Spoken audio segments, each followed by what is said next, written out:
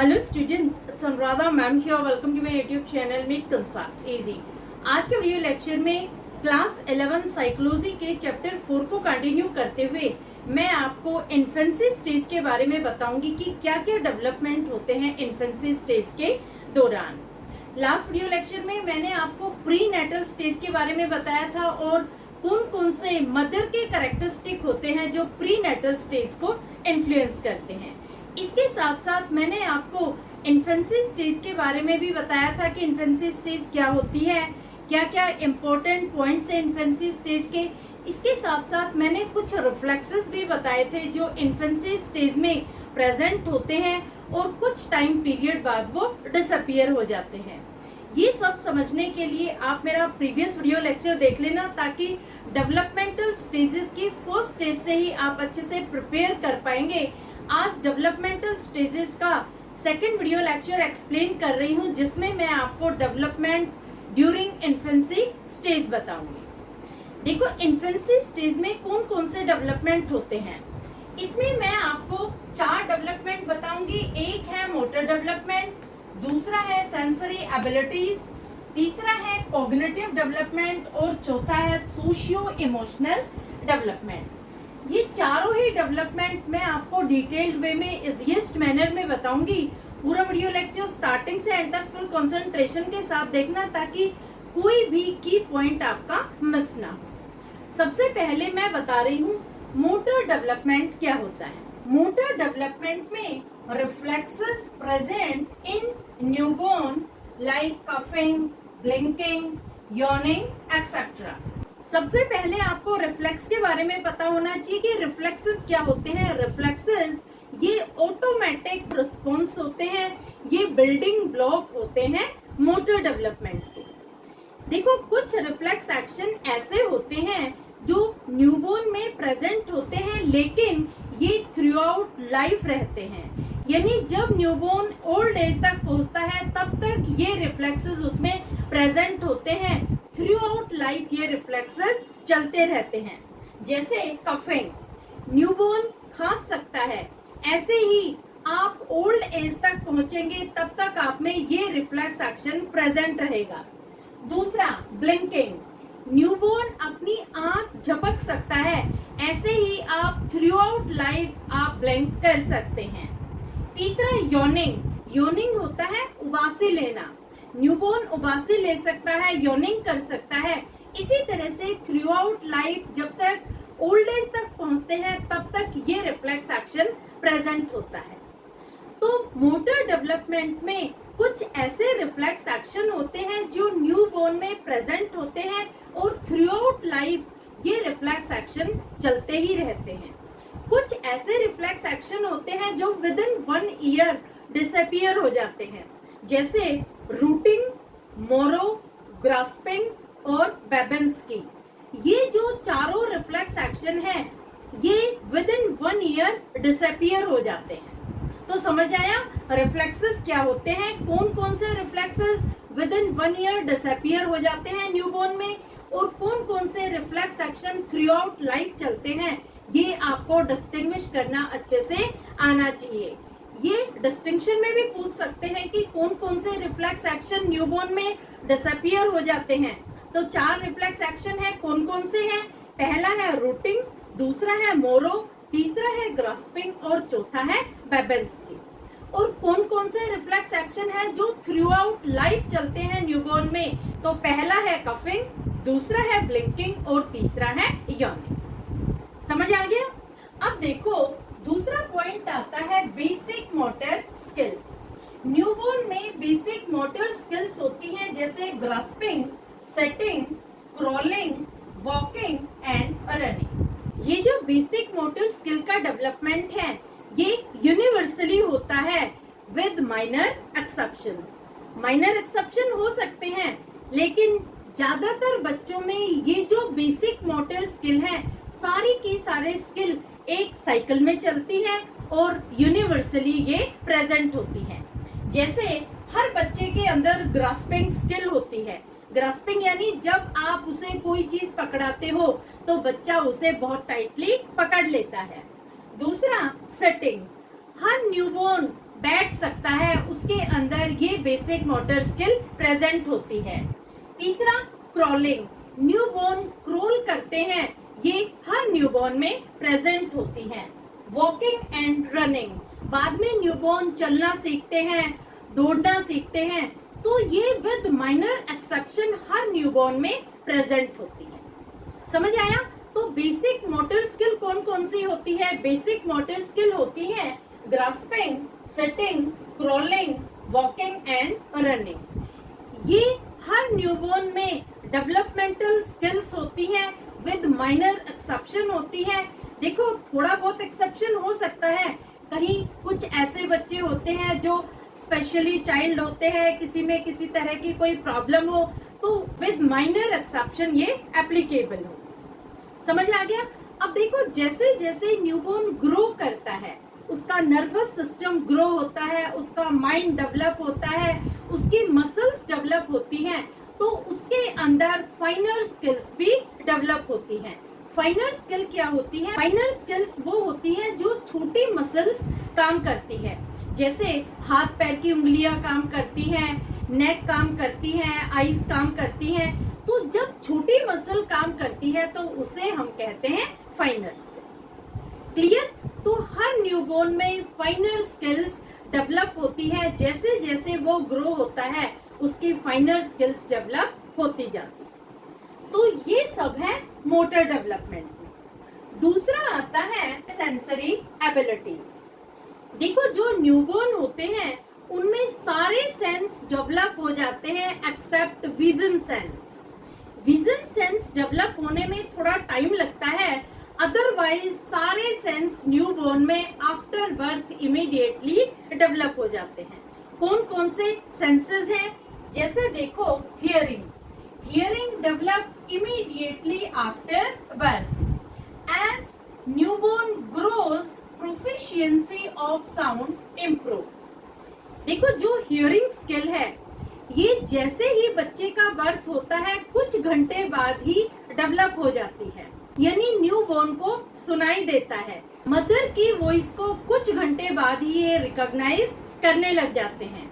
जैसे जैसे ये ग्रो करते हैं तो इन्हें प्रोफिशिएंसी ऑफ साउंड भी समझ में आ जाती है कि साउंड किस डायरेक्शन से आ रही है।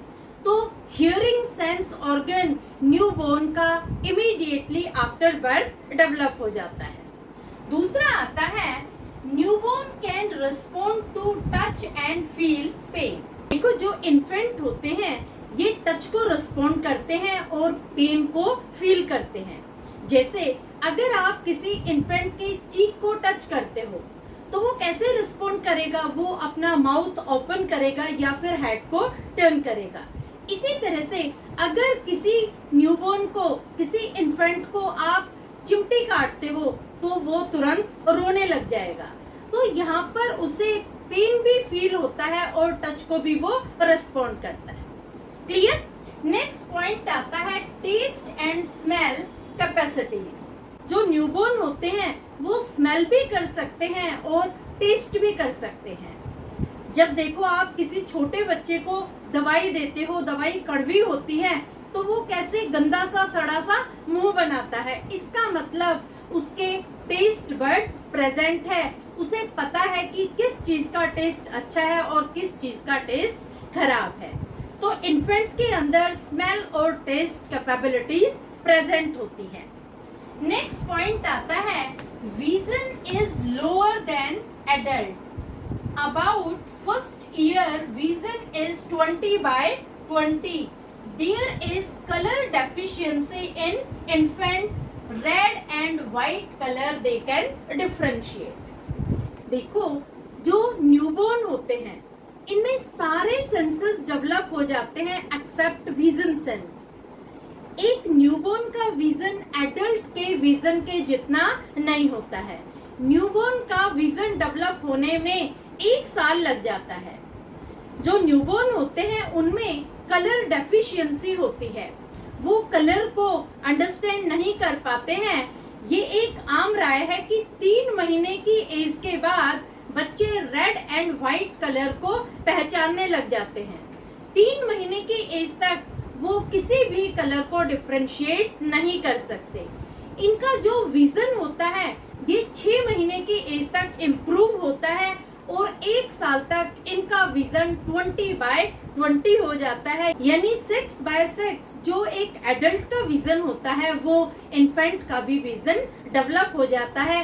1 साल का टाइम लगता है 6/6 विजन डेवलप होने। तो आपको समझ आया न्यूबॉर्न में कौन कौन सी सेंसरी एबिलिटीज प्रेजेंट होती है। न्यूबॉर्न सुन सकते हैं, वो टच को रिस्पॉन्ड करते हैं, वो पेन को फील कर सकते हैं, वो स्मेल कर सकते हैं, टेस्ट कर सकते हैं।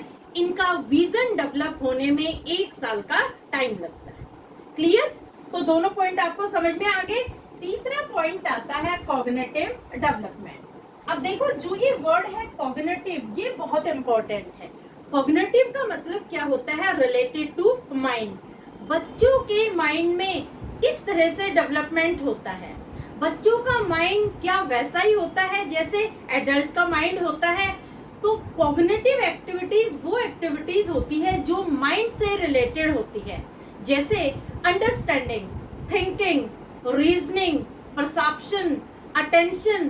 तो जो भी थिंकिंग से रिलेटेड एक्टिविटीज होती है वो सारी एक्टिविटीज होती है कॉग्निटिव एक्टिविटीज। तो देखो आपके बुक में क्वेश्चन दिया गया है कि क्या 3 साल का बच्चा वैसे ही समझ सकता है जैसे एक 8 साल का बच्चा समझता है? इसका आंसर दिया है जीन पियाजे ने। जीन पियाजे ने क्या कहा कि बच्चों का जो माइंड होता है वो एडल्ट के माइंड से डिफरेंट होता है, क्योंकि बच्चे धीरे धीरे वर्ल्ड को अंडरस्टैंड करते हैं कि किस तरह से क्या चीज वर्ल्ड में एग्जिस्ट होती है। वो धीरे धीरे चीजों को समझते हैं।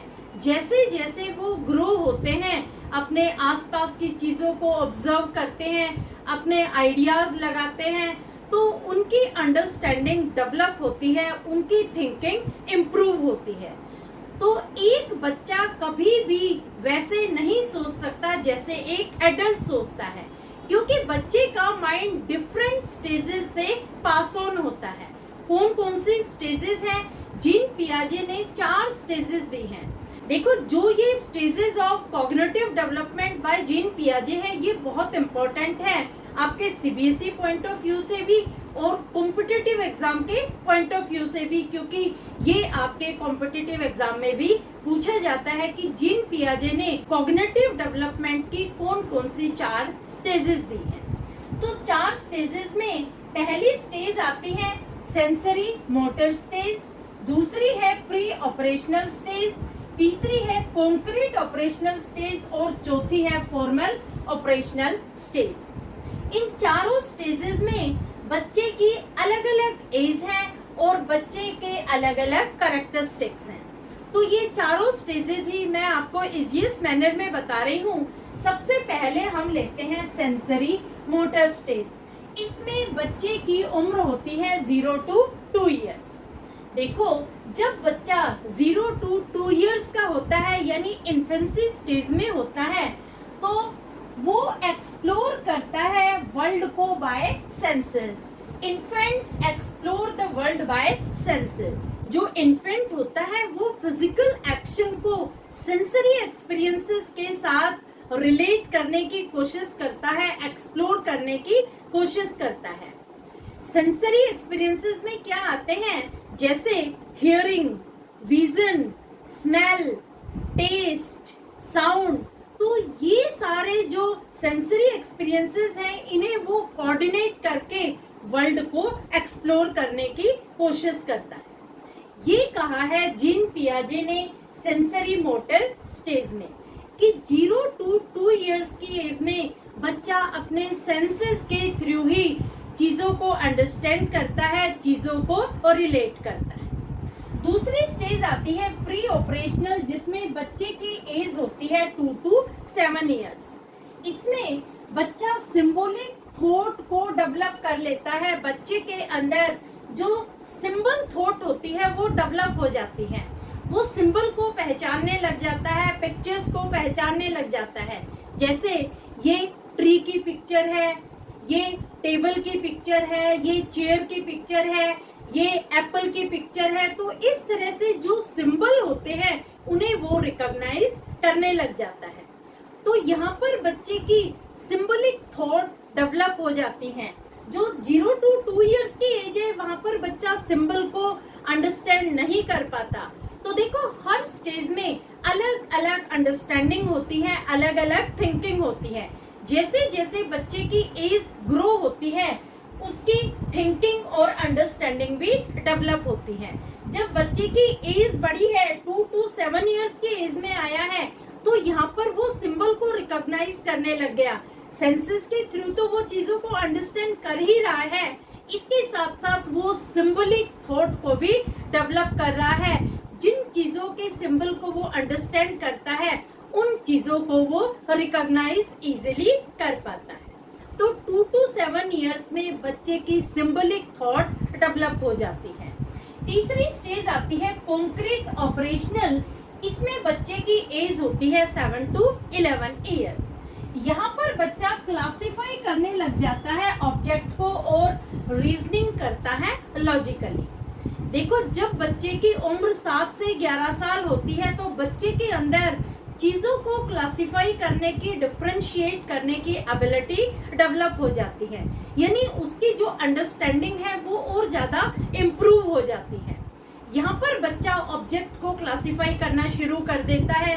जैसे बर्ड्स फ्लाई करते हैं, एनिमल वॉक करते हैं, फिश पानी में रहती है।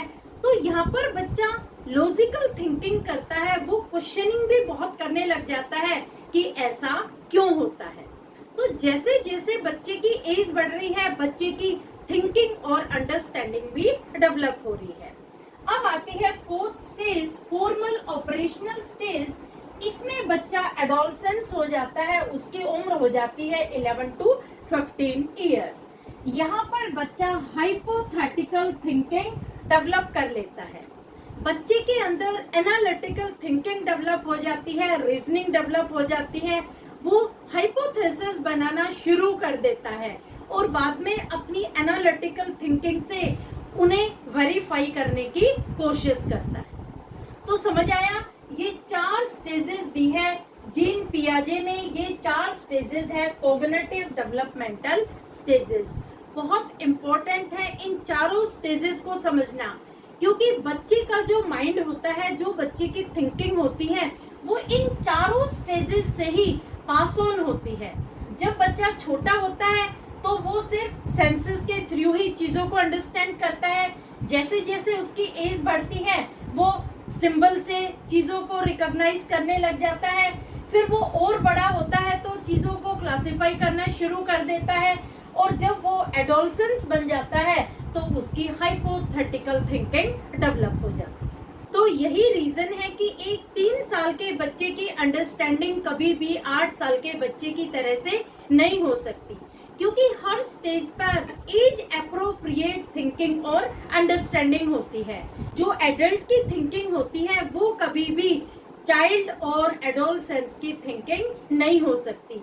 उसकी एज के अकॉर्डिंग ही उसकी थिंकिंग डेवलप हो। तो आपको क्वेश्चन का आंसर समझ में आ गया कि एक 3 साल के बच्चे की अंडरस्टैंडिंग कभी भी 8 साल के बच्चे की अंडरस्टैंडिंग के बराबर नहीं हो सकती। जैसे जैसे बच्चे की एज बढ़ती जाएगी वैसे वैसे बच्चे की थिंकिंग और अंडरस्टैंडिंग डेवलप होती जाएगी। जो बच्चे की थिंकिंग और अंडरस्टैंडिंग होती है वो एज एप्रोप्रिएट होती है। जैसे बच्चे की एज होती है उस एज के अकॉर्डिंग ही बच्चे में थिंकिंग और अंडरस्टैंडिंग डेवलप होती है। ये क्लियर किया है जीन पियाजे ने अपनी 4 कॉग्निटिव डेवलपमेंटल स्टेजेस के। क्लियर।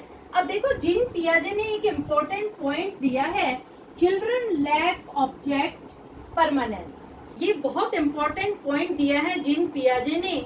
उन्होंने कहा जो चाइल्ड होते हैं, जो इन्फेंट होते हैं, वो हमेशा प्रेजेंट में जीते हैं। What is out of sight out of mind, यानी जो चीज उनके सामने है, जो उनके सेंसरी ऑर्गन देख पा रहे हैं, वो चीज उनके लिए प्रेजेंट है, और जो चीज उनके सेंसेस नहीं देख पा रहे हैं वो चीज उनके लिए खत्म हो जाती है। वो सिर्फ उसी चीज पर कंसंट्रेट करते हैं जो उन्हें दिखाई देता है। जैसे देखो, एक बच्चा है, वो खिलौने से खेल रहा है, आप उस खिलौने को कहीं छिपा देते हैं तो बच्चा थोड़ी देर बाद उस खिलौने को भूल जाएगा, क्योंकि वो खिलौना वो देख नहीं पा रहा है, उसके सेंसेस, उसका विजन उस खिलौने को नहीं देख पा रहा है, तो बच्चा सोचेगा कि ये चीज प्रेजेंट ही नहीं है। तो इन्फेंसी स्टेज में बच्चों में हमेशा ऑब्जेक्ट परमानेंस लैक करता है, यानी उनके लिए कोई भी चीज परमानेंट नहीं है। जो चीज उनके सामने है, जो चीज उन्हें दिखाई दे रही है, वो उनके लिए एग्जिस्ट होती है। जो चीज आउट ऑफ साइट हो गई, यानी जो चीज वो देख नहीं पा रहे हैं, उनके लिए वो चीज एग्जिस्ट नहीं होती। लेकिन जैसे जैसे बच्चे ग्रो करते हैं तब वो समझने लग जाते हैं कि चीजें तो होती हैं, भले ही वो हमें दिखाई न दे। तो ये बहुत इम्पोर्टेंट है इन्फेंसी स्टेज में, चिल्ड्रन लैक ऑब्जेक्ट परमानेंस। बच्चों के लिए, इन्फेंट के लिए कोई भी चीज परमानेंट नहीं होती। उनका जो अंडरस्टैंडिंग लेवल होता है वो सिर्फ इसी पर बेस्ड होता है, what is out of sight out of mind. जो चीज उन्हें दिखाई दे रही है वो एग्जिस्ट होती है, उस पर वो कंसंट्रेट करते हैं। जो चीज उनके विजन देख नहीं पा रहे हैं, उनकी आंखें देख नहीं पा रही हैं, वो चीज वो सोचते हैं कि एग्जिस्ट ही नहीं। क्लियर? और लास्ट पॉइंट आता है socio emotional development. Right from birth we are social. Infants like familiar faces and attach to caregiver like parents. देखो, सोशल इमोशनल डेवलपमेंट ये बहुत इम्पोर्टेंट है, क्योंकि जन्म से ही हम सोशल होते हैं। हमें ऐसे चेहरे पसंद होते हैं जो बहुत ज़्यादा फेमिलियर होते हैं, जिन्हें हम रिकॉग्नाइज कर सकते हैं, जिन्हें हम जानते हैं।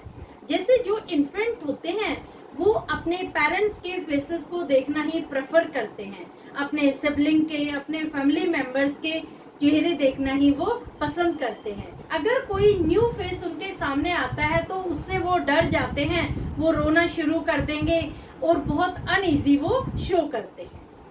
तो जो छोटे बच्चे होते हैं वो उन्हीं से अटैच होते हैं जिनसे उन्हें कंफर्ट मिलता है। यहाँ पर अटैचमेंट कंफर्ट लेवल पर डेवलप होता है। अब देखो, जो अटैचमेंट होता है ये सिर्फ ह्यूमन बीइंग में ही नहीं होता, ये एनिमल में भी होता है। इसे मैं आपको एक एग्जांपल से एक्सप्लेन कर रही हूँ। हर्लो एंड हर्लो ने एक एक्सपेरिमेंट किया मंकीज के बेबी पर। एक मंकी ने 4 बेबीज को जन्म दिया, तो जन्म के 8 घंटे बाद बेबीज को मंकी से दूर कर दिया गया और एक चैम्बर में रख दिया गया। जो बेबी मंकी थे वो टोटल 4 थे, तो 2-2 ग्रुप बनाए गए और दोनों ही ग्रुप को अलग अलग मदर मंकी से रियरिंग करवाई गई। यानी जो सब्स्टिट्यूट मदर थी वो एक तो वायर की मदर बनाई गई और दूसरी क्लोथ की मदर बनाई गई। दोनों ही मदर बच्चों को फीडिंग करवा रहे थे। तो 6 महीने बाद ये चेक किया गया कि कौन सी मदर से बच्चे ज्यादा अटैच थे। दोनों ही मदर बच्चों को इक्वली फीडिंग करवा रही थी, इक्वल नरिशमेंट दे रही थी, लेकिन जो क्लोथ की मदर थी वहां पर बच्चे ज्यादा अटैच थे, जो वायर की मदर थी वहां बच्चे ज्यादा अटैच नहीं थे। तो कंक्लूजन यही निकलता है कि जहां पर सॉफ्टनेस ज्यादा होती है, जहां पर हमें कंफर्टेबल फील होता है, वहीं पर हम ज्यादा अटैच होते हैं। तो जो क्लोथ की मदर थी, क्लोथ बहुत सॉफ्ट होता है, वहां पर बच्चे इजीली क्लोथ को टच कर रहे थे, उसकी सॉफ्टनेस को फील कर रहे थे, उसके साथ खेल रहे थे। जबकि जो वायर की मदर थी, वायर चुभता है, तो वहां बच्चे कंफर्टेबल फील नहीं थे।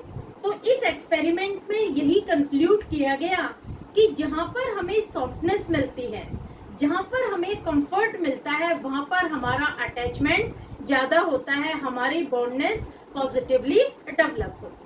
यही चीज एरिक एरिक्सन ने भी प्रूव की है कि जिन बच्चों के पेरेंट्स एक्सेप्टिंग होते हैं, अफेक्शनेट होते हैं, सेंसिटिव होते हैं, वहां पर बच्चों का जो बेस होता है वो स्ट्रोंग होता है एनवायरनमेंट को एक्सप्लोर करने के लिए। वहां बच्चे कॉन्फिडेंट हो जाते हैं, उन बच्चों के अंदर एक सिक्योरिटी डेवलप हो जाती है, पेरेंट्स से अटैचमेंट डेवलप हो जाता है, एक बॉन्डिंग डेवलप हो जाती है। जबकि दूसरी तरफ जिन बच्चों के पेरेंट्स डिससेटिस्फाइड होते हैं, इनसेंसिटिव होते हैं, उन बच्चों की फीलिंग में सेल्फ डाउट डेवलप हो जाता है, उन बच्चों का कॉन्फिडेंस गिरता चला जाता है, वो पेरेंट्स से अटैच्ड नहीं होते, उनके अंदर इनसिक्योरिटी होती है क्योंकि उनके पेरेंट्स उनमें हमेशा फॉल्ट ढूंढते रहते हैं। तो समझ आया अटैचमेंट कहाँ डेवलप होता है? जहाँ पर अफेक्शन होता है, जहाँ पर सेंसिटिविटी होती है, जहाँ पर केयरिंग होती है, जहाँ पर एम्पैथेटिक बिहेवियर होता है पेरेंट्स का।